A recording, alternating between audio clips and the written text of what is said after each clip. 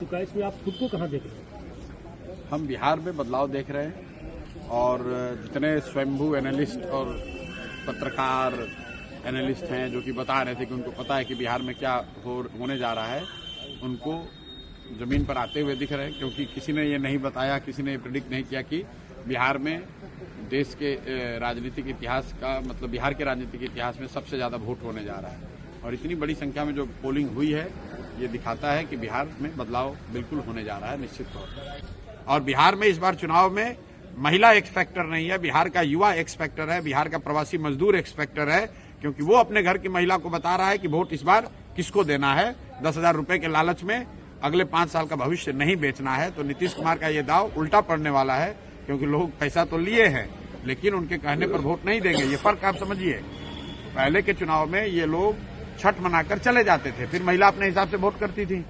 इस बार ये मजदूर, ये युवा साथी घर में बैठे हुए हैं और वो न सिर्फ अपना वोट कर रहे हैं बल्कि अपने परिवार की महिलाओं से भी वैसे ही वोट करा रहे हैं, अपने घर वालों से वैसे वोट करा रहे हैं जो उनको उचित लगता है।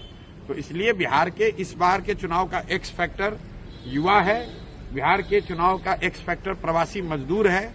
और 14 तारीख के रिजल्ट में आपको दिखेगा, कोई आदमी अगर इसको इग्नोर कर रहा है तो उसको 14 तारीख को प्राइम मिनिस्टर का स्पीच बदल गया है, वो अब गाने गा रहे हैं, कट्टों की बात कर रहे हैं गानों में, वो आरजेडी को कहीं न कहीं घेर रहे हैं। तो वो घेर नहीं रहे, आरजेडी का डर दिखाकर वोट ले रहे हैं, क्योंकि अपने पास कहने के लिए कुछ नहीं है। तो पीछे कई दशकों से जो एनडीए है, भाजपा है, नीतीश भाजपा है, ये लोग का सबसे बेहतर वोट लेने का तरीका रहा है कि लालू जी का डर दिखाओ, जंगल राज का डर दिखाओ और वोट ले लो, ताकि लोग ये कहें कि भाई काम हुआ ना हुआ हो, कम से कम जंगल राज तो वापस नहीं आना चाहिए।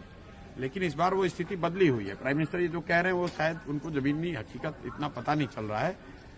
अगर आप ये कह रहे हैं कि जंगल राज नहीं आना चाहिए तो लोग कह रहे हैं ठीक है नहीं आना चाहिए, लेकिन आप क्यों आना चाहिए, जनसुराज आना चाहिए। विकल्प तो एक नया दूसरा है। जब विकल्प नहीं था तब वो प्राइम मिनिस्टर की बात ठीक थी, तब वो काम भी करता था। इस बार वो काम नहीं कर रहा है। राहुल, आप देखिए कि जो प्रवासी मजदूर है, आप लोग तो गांव देहात में यहाँ जमीन पर आज पत्रकारिता कर रहे हैं, आप लोग जरा जाकर देख लीजिए कि प्रवासी मजदूर किसको वोट कर रहा है।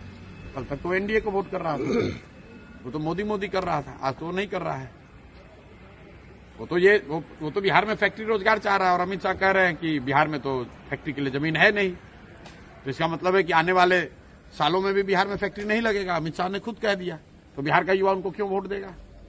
अगर फैक्ट्री लगाने के लिए सिर्फ गुजरात में ही जमीन है तो फिर बिहार का युवा क्यों वोट उनको देगा यहाँ। और ये पूछिए आप लोग कि अगर फैक्ट्री के लिए जमीन नहीं है तो ये जो बड़ा बड़ा सड़क सब बना है, जिसमें कि यहाँ के यहाँ पंजाब, आप बंगाल को गुजरात से जोड़ रहे हैं, वो सड़क बनाने के लिए जमीन बिहार में कहाँ से मिले।